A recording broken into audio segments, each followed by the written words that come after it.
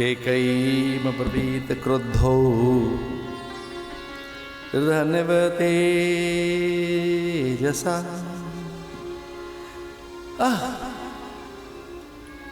बहुत पछताए दशरथ ये कहकर, पर लज्जित हो गए ये कहकर। बहुत देर तक उन्हें इतना कष्ट हुआ, उनके मुंह से निकल तो गई ये बात, अब वो क्या कह गए। नृशंसे दुष्ट चारित्रे कुलस्यायस्य विनाशिनी। उनके मुंह से निकल तो गया, उन्हें लगा ये मैं क्या बोल गया,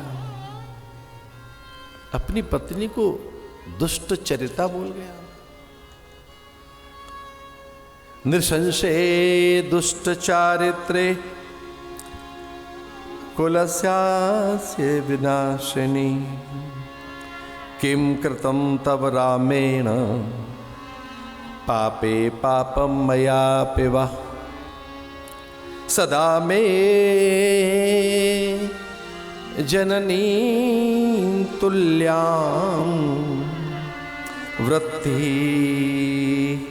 वहति राघव। सदा मे जननी तुल्यां वृत्ति वहति राघव। अरे बहुत कष्ट हुआ दशरथ को कि मैंने अपनी पत्नी को अपशब्द कह दिया, दुष्टा कह दिया, उसे कुल नाशिनी बोल दिया, उसको उसे कुल घातिनी कह दिया। ये कहकर वो इतने अधिक लज्जित है। धर्मात्मा राजा ने कहा कि भले ही कुछ हो जाता, मेरी जिह्वा पर ये कैकेयी के लिए शब्द क्यों आ गए। इस बात से अधिक विचलित हैं वो कि कैकेयी हर्षित है इन बातों को सुनकर। तो उन्हें लगा कि कैकेयी का यह मूल चरित्र नहीं है, ये कैकेयी की मूल प्रकृति नहीं है, इसलिए दशरथ मौन हो गए। ऐसा कहते हैं 13 बार मूर्छा आई रात को दशरथ को। वो 13 बार मूर्छित हुए, अचेत हुए, सुध बुध खो बैठे, प्राण और तन की असंगति हो गई। प्राण और मन की असंगति 13 बार हुई। एक बार में तो उन्हें लगा कि समूचे अवध को दस्युओं ने घेर लिया। दूसरी बार अनुभूति हुई कि देखो मेरी कैसे पाप कर्म जगे कि मैंने जैसे दूत क्रीड़ा में अयोध्या को हार बैठा, मैंने जुआ खेल लिया। तीसरी बार उन्हें लगा कि मैं कितना अविवेकी हूं कि क्या मैंने कोई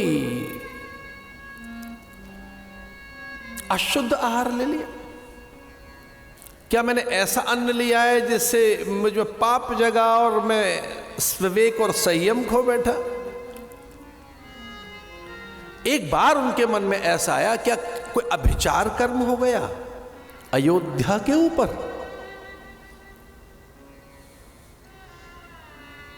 चूंकि ऐसा हुआ था एक बार, पुरोहितों ने कहा कि साहब हमें ऐसा लगता है कि अयोध्या में कुछ संकट सा दिखाई देता है। कुल पुरोहितों ने कहा, तो राजा ने कहा इसका निदान निकालिए।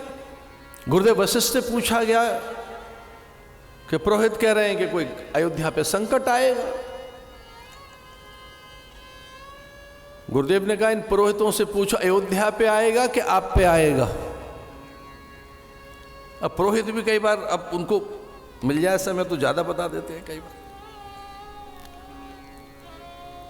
पुरोहितों ने कहा जी अयोध्या पे तो आएगा नहीं, पर आएगा दशरथ पे, राजा पे आएगा तो प्रजा पे ही आया हुआ समझो। अगर राजा पे संकट आ रहा है तो वो संकट अयोध्या पे ही तो हुआ। गुरुदेव ने कहा पुरोहित सांचे हैं और इनकी बात मानकर उपाय करो। गुरुदेव ने कहा बताओ उपाय क्या है। बताया साहब अखंड दीप रख लीजिए, और कुल देवता का ध्यान कर लीजिए।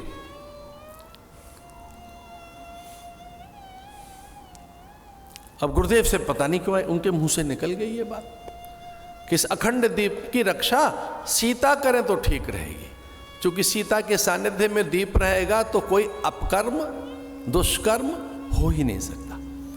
सर्वश्रेष्ठ करीम सीता, सीता है क्या? उद्भव स्थिति संहार कारणीम क्लेशहारणीम। सर्वश्रेष्ठ करीम सीता न तो हम राम वल्लभाम। गुरुदेव ने कहा वो अखंड दीप में सीता संभाल लेंगे। समाचार आए, रानियां किंचित असहज हो गईं, विशेषकर कैकई, और उन्होंने कहा ये क्या बात है, हमारी सुकुमारी और सीता दीप संभालेगी। सुकोमल हाथ उनके दीप को ठीक करने में, उन्हें आंच लग गई, दीप की उष्णता लग गई, ताप हो गया, ताप लग गया, फिर उपचार कौन करेगा उनका? और ये सारे काम सीता ही क्यों करेंगे?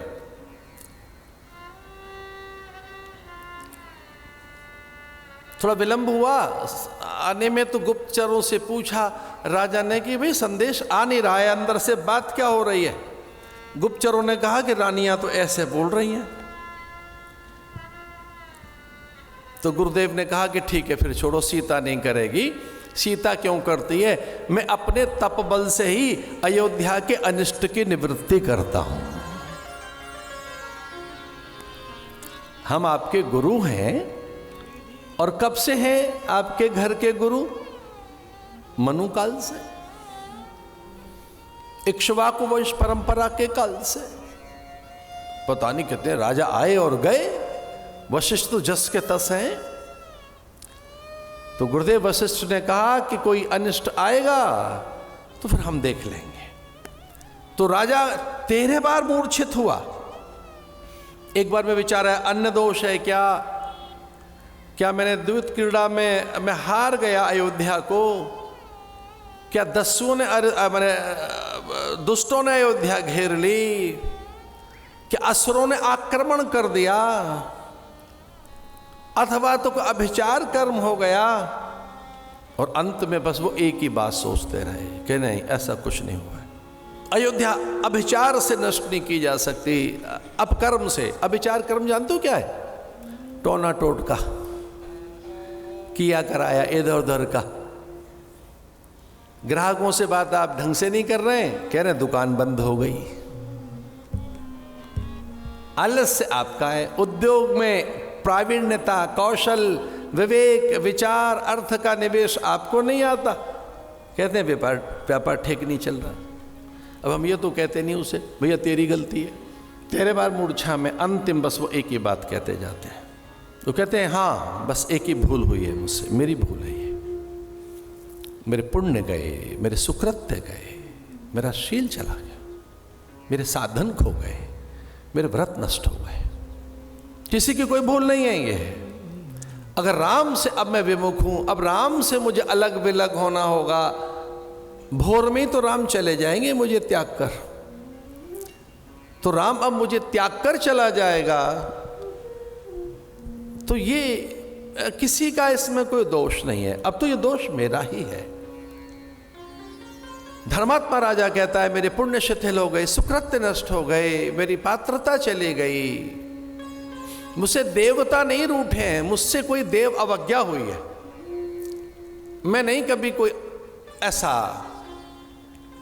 अपराध कर दिया। उपासना में, ध्यान में, पूजा में, विचार में, यज्ञ में, सत्कार में कहीं मुझसे कोई अतिथि अनादर तो नहीं हो गया, गुरु की अवज्ञा तो नहीं हो गई, मैंने कोई अप्राकृतिक कर्म तो नहीं कर दिया, कोई मुझसे छल तो नहीं हुआ। ऐसे बार बार मूर्छित होते हैं कि उन्हें जल पिलाकर जीवित रखना चाहती है। भोर हो वो आदेशित करें, घोषणा करें विधिवत। ब्रह्म मुहूर्त प्रत्योषा काल में कपाट खुलते थे, अनुचर, दासियां, परिकर, पार्षद निकलते थे, मंगलाचरण होता, स्वस्ति वाचन होता, वेद गायन होता।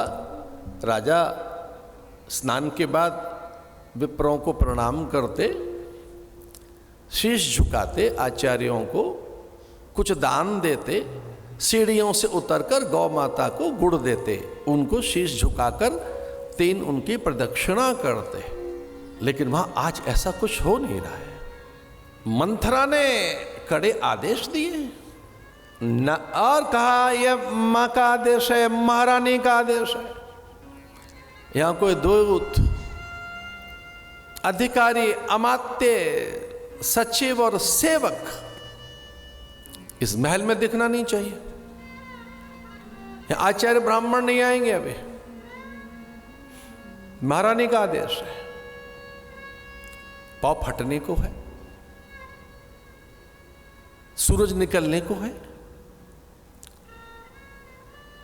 अयोध्या में विकलता पैदा हो गई। गुप्तचर भागे, सुमंत्र को ले आए कि कुछ अघटित हो गया, कुछ ऐसा है जो अघटित है, चित्त हर्षित नहीं है हमारा।